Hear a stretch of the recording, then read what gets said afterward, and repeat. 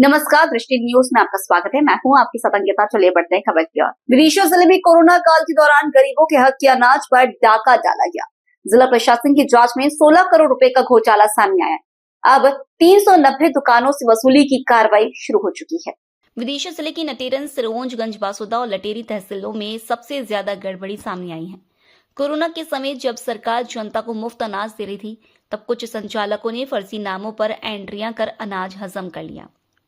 क्षेत्र दुकानों की संख्या वसूली राशि में तहसील नटेरन दुकान संख्या 86 राशि 4 करोड़ 52 लाख, तहसील सिरोंज दुकान संख्या 81 राशि 5 करोड़ 28 लाख, तहसील गंज बासुदा दुकान संख्या 63 राशि 1 करोड़ 67 लाख, तहसील कुरवाई दुकान 26 राशि 43 लाख, तहसील विदिशा नगर दुकान संख्या 18 राशि 1 करोड़ 71 लाख, तहसील विदिशा ग्रामीण दुकान 44 राशि 64 लाख, तहसील लटेरी दुकान संख्या 61 राशि 1,51,000, तहसील लटेरी दुकान संख्या 61 राशि 1 करोड़ 51 लाख, कुल 390 दुकानें, टोटल राशि 16 करोड़ 4 लाख। जांच रिपोर्ट में सामने आया कि कई जगह मृत लोगों या प्रवासी परिवारों के नाम पर राशन उठाया गया। अब प्रशासन ने सभी संचालकों को वसूली नोटिस थमा दिए हैं। कि जो जिले में करीब 650 दुकानें संचालित हैं, जिसमें से 514 दुकानों का भौतिक सत्यापन एक टीम बना के शासन के निर्देशानुसार कराया गया है। 514 दुकानों का सत्यापन कराया गया, उसमें एक दल बनाएगा, अंतर्विभागीय दल है, खाद्य विभाग के अधिकारी हैं, एग्रीकल्चर के हैं, सहकारिता के हैं और जो समिति संचालन कर रही है उसके प्रबंधक हैं। ऐसे 4 लोगों का एक दल बना के फिजिकली वेरिफिकेशन दुकान पर जाके टीम गई। उनने देखा कि जो स्टॉक फिजिकली वहाँ रखा हुआ है वो कितना है और पॉइंट ऑफ सेल मशीन जिससे कि राशन का वितरण होता है उसमें कितना स्टॉक है, दोनों का मिलान किया। जो भी अंतर आया है उसको कमी बताया गया कि वो अंतर क्यों है।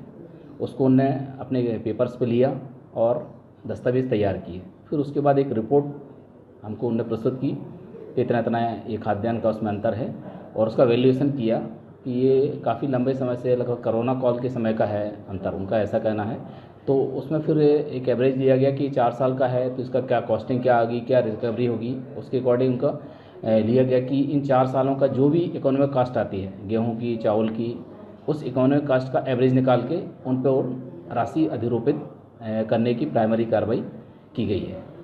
तो सर, सबसे ज़्यादा अगर घोटाला देखा जाए तो किस दुकान पे और किस तहसील में हुआ है?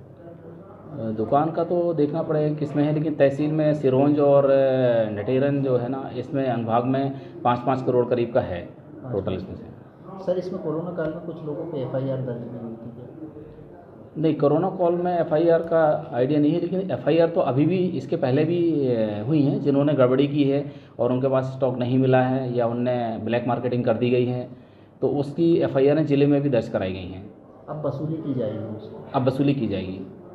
लगभग कितना, पूरी रकम कितनी होगी सर, कितने करोड़ का? अभी जो प्राइमरी हम लोगों ने निकाला 390 दुकानों का जो कैलकुलेशन निकाला है, उसमें करीब जो हमारा 16 करोड़ का निकला है। अभी ये प्राइमरी है। इसके बाद फिर जो भी दुकान आवंटन प्राधिकारी अधिकारी हैं, ग्रामीण क्षेत्र में सभी अनुभागीय अधिकारी हैं, नगरीय क्षेत्र में मैं हूँ, तो उनको एक नोटिस जारी करेंगे और उसका विस्तृत विवरण देंगे कि आपकी दुकान पे दल गया, आपके समक्ष जांच की गई और स्टॉक कम पाया गया जिसकी आपसे रिकवरी की जाना है। इसके संबंध में उनको सूचना पत्र जारी किया गया है और उसके जवाब के बाद फिर वो पूरा कैलकुलेशन निकाला जाए कि वास्तविकता में कितना इनसे हमको रिकवर करना है और उतना उनके फिर जो शासन के अभी निर्देश हैं कि रिकवरी कैसे की जाए।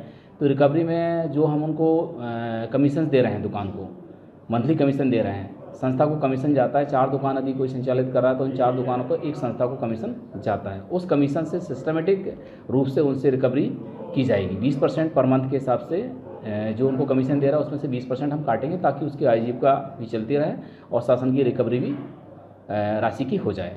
सर, ये एक बड़ा घोटाला उजागर हुआ है, इसके बाद भी कुछ अगली दुकानों पे भी जांच पड़ताल की जा रही है क्या? नहीं, जांच पड़ताल तो सभी दुकानों की जा रही है। ऐसा नहीं है कि इनकी दुकान की, जो हमारी दुकानें संचालित हैं 650, सभी की दुकानों की जांच हो रही है। और अभी तक भी जैसे कि हमको बताया मैंने कि 514 दुकानें हुई, उसमें से 390 दुकान में ही अंतर पाए गए जिनसे हम रिकवरी की कार्रवाई कर रहे हैं। बाकी में अंतर नहीं पाया गया। उनके स्टॉक जो था फिजिकली वही उनकी पॉइंट ऑफ सेल मशीन में स्टॉक था, इसलिए उनसे रिकवरी की कार्रवाई नहीं की गई।